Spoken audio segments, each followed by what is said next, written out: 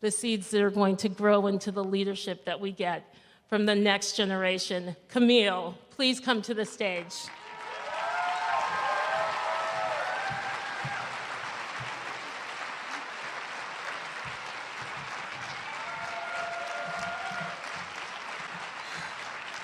Hi, everyone. Good evening. My name is Camille Tealer, and I'm a senior at UT Austin. I'm studying government and philosophy of law. I was born and raised here in Austin, Texas, and from a very young age, my parents instilled a love for civic engagement in my heart. Some of my fondest memories are going to go vote with my dad and going to the MLK March every year. After the 2016 election, I knew I had to do something. So I got that internship with State Rep Victoria Niave. And in her office, I was blown away by her efforts to protect women and to eliminate the rape kit backlog and to protect survivors. Thank you. And that's when I became hooked on public service. Last year, I was accepted into Senator Watson's campaign academy, and that truly changed my life. Where we learned about leadership from experts like Cecile Richards and Wendy Davis. Yeah, can't believe it. After following the academy, I joined the Travis County Democratic Party as a campaign organizer for the 2018 coordinated campaign. From working with precinct chairs to late nights block walking, the call to work in politics was something that was truly in my heart. After graduating in May, by the grace of God, I will continue by pursuing law school and follow wherever He places me. Thank you. I'm here this evening on behalf of the Travis County Democratic Party, honored to introduce our featured speaker, Nancy Pelosi. Oh, our featured guest, Speaker Nancy Pelosi. Thank you. Her career can be described as one that defies the status quo. Speaker Pelosi started her career in the late 70s after raising 5 children into young adults. She served as chair of the California Democratic Party, and as she frequently reminds new leaders, the party is where she got her start. When an opportunity arose in 1987, and she ran and was elected to the U.S. House of Representatives. In 2002, she made history by being elected the House Minority Leader by Democrats, becoming the first woman to lead either party in Congress.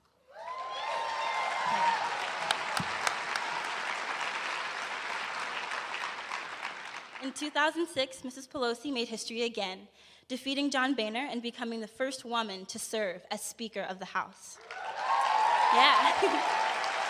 Then, with the election of our forever president, Barack Obama, yeah, Speaker Pelosi was finally able to play offense, most notably playing a pivotal role in making the Affordable Care Act possible.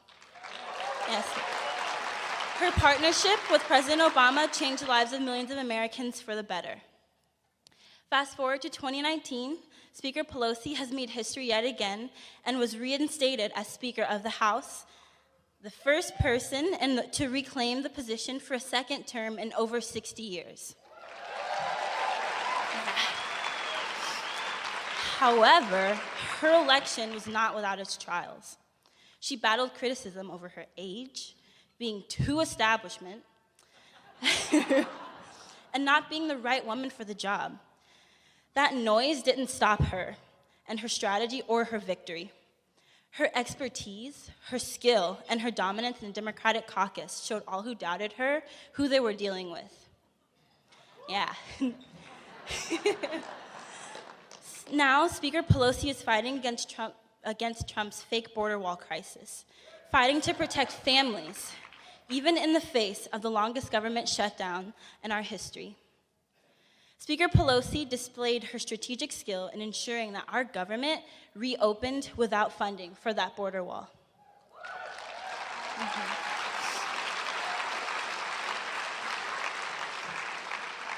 She showed the world what it meant to lead and to uphold the Constitution against abuses of power. Her work continues at this very moment, fighting against the fake national emergency declaration. Speaker Pelosi has shown us that a woman's place is wherever she makes it. Yes. She is a woman who knows her power and doesn't apologize for it. Her living legacy is one that refuses to be shaped or narrated by any voice but her own. She has shown me that it's okay to own your ambitions, especially when others underestimate you, and to play the long game. That women don't have to play nice, that we just have to play to win. Yeah. Our speaker is an inspiration to me and to millions of others, especially for her best weapon yet, the power of the you tried it clap. Please join me in welcoming our guest, Speaker Nancy Pelosi.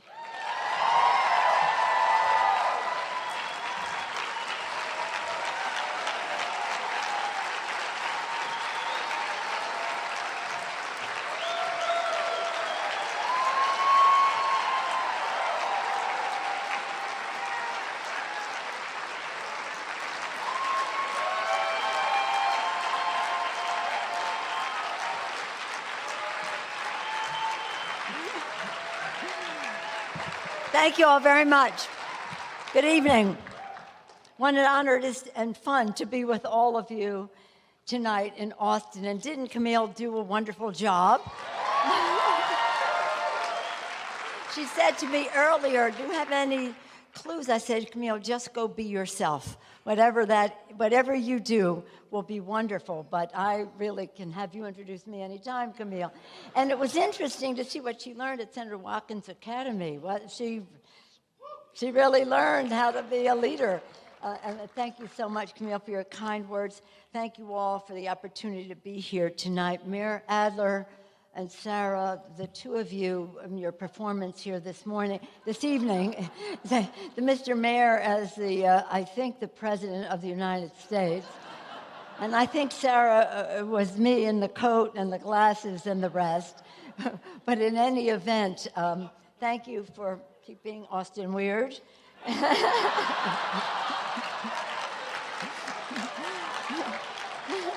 And that means making it fun for all of us. I'm honored to be with each and every one of you, to sit between Senator West and Senator Watkins and hear all about everything that's going on in the room, from the podium and from them, to be here with my colleague, Bentsen tonight, but Lloyd Doggett tonight as another great leader in our country. Lord Doggett and Libby have been my friends since they arrived in Congress. We arrived a while ago, and they have been leaders and a team on so many subjects, one of which I'll talk about in a moment, but wonderful to be here with them, and again with each and every one of you. Larry, congratulations on your award. Thank you for making health care a right, not a privilege in our country, and your important work.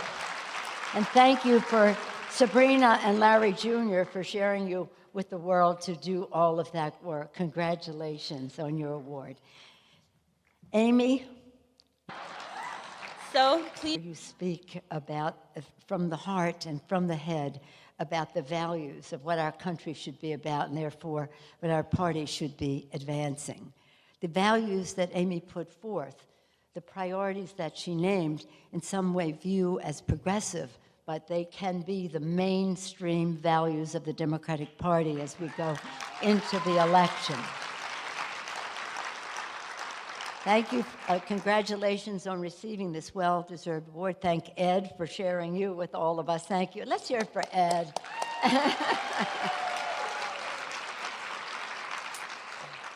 When Letitia and Cecile and Wendy and others were singing Amy's praises about what she has done, I want to add my voice to that to say, right now we are celebrating 91 Democratic women in the House of Representatives. And Amy helped make that possible, which in her invest in women to elect women. Thank you, Amy, and thank you for your persistent leadership in protecting a woman's right to choose. So important. Thank you very much. So what a night, these beautiful honorees, the wonderful presenters, and all the rest. and a great chair of the Travis County Democrats, Chair Lamont Mercado. Congratulations to you. When she read off that list of what has been done, I said, this chairwoman, she knows how to own the ground in an election, and that's how you win. Owning the ground with a powerful message, And our chair, State Chair, Mr. Hinojosa, thank you, Mr. Chairman, for your leadership as well. I was a former chair of the party, so I understand. That's where I sprang from in all of this. So all of this, shall we say, relentless, persistent, dissatisfied activism from the advocates out there, that was me with a sign and a stroller before I came to Congress. And when my children were little, and as Camille said, I started volunteering in the Democratic Party, they were singing, we've got the whole world in our hands. We got the stuffers and the sealers. In those days, we stuffed and sealed. But again, about making the world a better place for our children. And there are lots of people here with their children here tonight. It's about you. It's about the future. So it is really important that we celebrate and salute those who care so much, who think so deeply about the future of our country and are willing to commit time and resources and ideas to make it so. I'm here to say thank you on behalf of the House Democrats, the Congress of the United States, as Speaker of the House of Representatives. To thank you and to thank Texas for sending us 2 additional members to the Congress.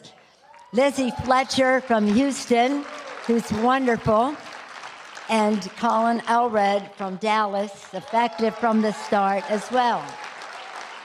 And at the same time, imagine it took this long to send not 1, but 2 Latinas to the Congress of the United States.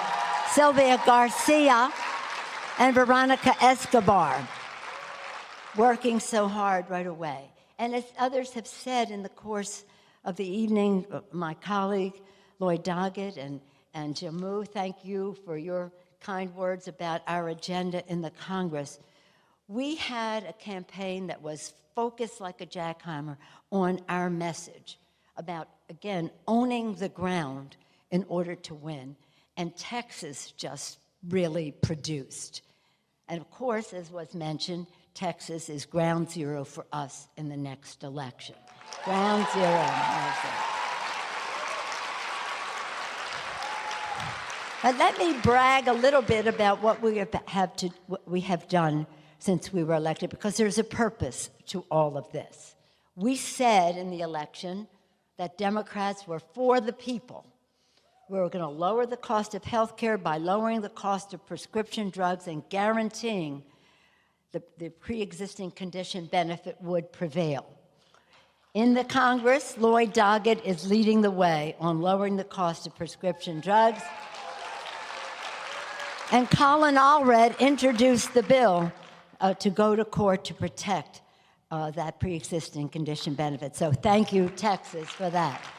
We said that we were going to lower health care costs, we were going to raise paychecks by building the green infrastructure of our country.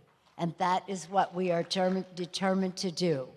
And third, H.R. 1, lower health care costs, bigger paychecks, cleaner government to lower the voices of dark special interest money in politics and amplify the voices of the grassroots and of small donors, to do so in a way that prepares the way for us in a short period of time to pass the Voting Rights Act, and to do so in a way that incorporates John Lewis's provisions in the bill to end voter suppression. The list goes on and on. We will vote on that bill on Friday of this week.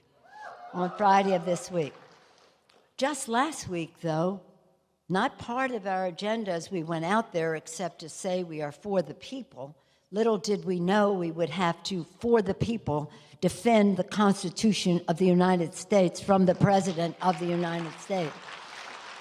Again, a Texan, Congressman Joaquin Castro, wrote the bill to say to the president, no, we're going to overturn your emergency declaration so that we can honor oath of office to protect and defend the Constitution of the United States and the separation of powers that are contained therein. And we won in the House, and we will win in the Senate of the United States, and send that bill to the president's desk. But in addition to the lowering healthcare costs, increasing paychecks, cleaner government, and protecting the Constitution, we also said in the campaign that we would pass common sense gun violence prevention, background checks, and we did. And as Congressman Doggett said, and others have said, that was historic for us. Senator West said to me, are you going to pass it in the Senate? Well, I want you to join a club that I'm forming. It's called the Too Hot to Handle Club. We have to make it too hot in the public for the senators to handle saying no to gun violence prevention. It's a bill that 90% of the public support. It's a bill that will save the most lives. And we want the public to, without public, we can maneuver internally all we want, but without the public mobilization, no great things can happen. That's what Lincoln said. Public sentiment is everything. With it, you can accomplish almost anything. Without it, almost nothing. So will you join the Too Hot to Handle Club to make sure that the senators, that's their legislation. We also said in the campaign that we would protect the dreamers. And we will be introducing that bill in the next few days. We'll be launching that campaign to protect the dreamers. And while we're at it, to give temporary protected status to so many in our country who need and deserve that, recognizing the constant invigoration newcomers to our country are to us. And we introduced, and we will pass before, we introduced it on the 9th anniversary of President Obama signing the Lilly Ledbetter Act. We will pass equal pay for equal work before Equal Pay Day, April 2nd. So that list goes on. We said what we were going to do. We are doing it, and now we have to get the Senate to go along. But we are on a path of accomplishment. By the time we're there 90 days, we're over 60, right? Just about 60 now. By the time we're there 100 days, we will have accomplished our full agenda from the standpoint of the House, some of it also from the Senate. Then it takes us to what comes next. And in the course, in the next 10 months, Texas will be ground zero, 8 months really, ground zero for us to win more seats in the House of Representatives, and in doing so, to work collaboratively to win more seats in the State House in Texas. Texas, know your power. Know your power. This state is so important. When it turns, and it will soon, it will make a difference not only in Texas and the lives of individual people here, it will make a difference in the country, and it will make a difference in the world. In the world. So again, we're very proud of our Texas delegation. Now, our caucus is of 60% women, people of color, LGBTQ. Isn't that exciting? And that's why we're so proud that part of our agenda will also be to pass the Equality Act to end discrimination against the LGBTQ community in our country. Across the board. So elections have consequences. We are trying to maintain a dignified, a tone that is appropriate. Following the guidance of our founders, the pluribus unum, from many one. They couldn't imagine how many we would be or how different we would be from each other. But they knew that we had to be one country. And so we go to that place in a way that respects the guidance of our founders, respects their vision, respects the sacrifice of our men and women in uniform, and also the aspirations of our children, because elections are all about the future. So this dinner, named for LBJ, I met him when I was in school. My father served in the LBJ, in his administration, John F. Kennedy and LBJ following that. So I had the privilege of meeting him and, of course, Lady Bird and Lucy and Linda. They are just wonderful resources to this day for us. So what a proud name this dinner has. Lloyd Bentsen, I served with him when he was in the Senate and, of course, when he was Secretary of the Treasury. What a gentleman. What a gentleman. He taught us all a lot. And Ann Richards, oh my goodness. I learned from her. I learned a lot from her politically and the rest. And of course, Cecile is a gift to the nation. Who knows where Cecile goes next?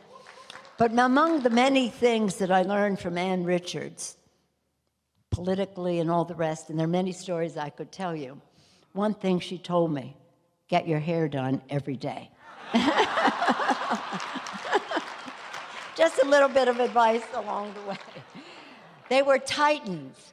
They were shaped here in the state of Texas.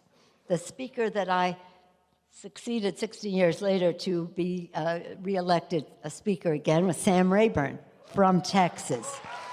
The speaker that was speaker when I was a freshman in the Congress of the United States was Jim Wright, a speaker from Texas, a wonderful, wonderful leader in the Congress. So thank you, Texas.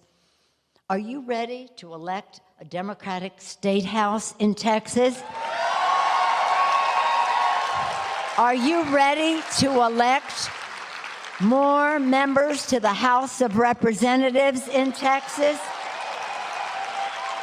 Are you ready to elect a senator, a Democratic senator from Texas? I thought so. And are you ready, Texas, to contribute to the election of a Democratic president of the United States? Sounds like you are. And a lot of that will begin in Travis County. So thank you for supporting the county committee this evening and in your grassroots work. Remember, own the ground, deliver the message, have the resources to make that possible. Understand that this is our moment in history. Every election is important.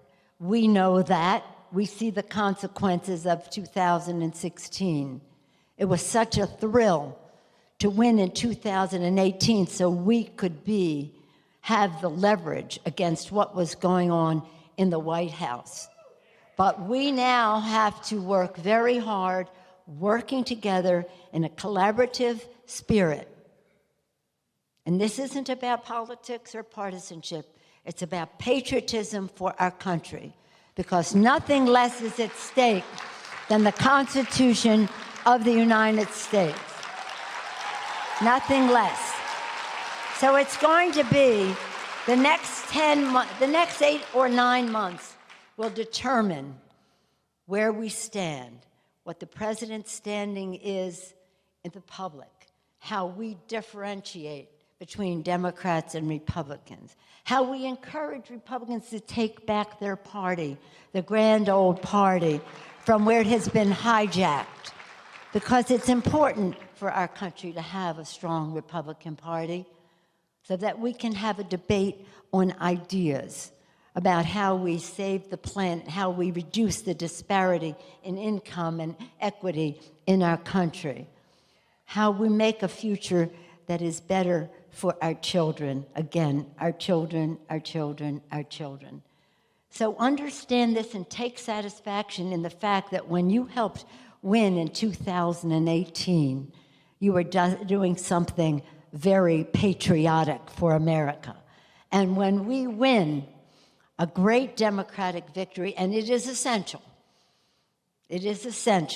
that we win that victory in 2020, we will know that that victory was our destiny. It was, Thomas Paine said, the times had found us when in the time of the revolution. The times have found us now to again do what is right, for this, the greatest country that ever existed in the history of the world, but yet too many injustices exist here, and we have to win to take us to a more perfect union. Are you ready, Travis County, for that? I thought you were. Onward to a great Democratic victory. Thank you all very much. Thank you.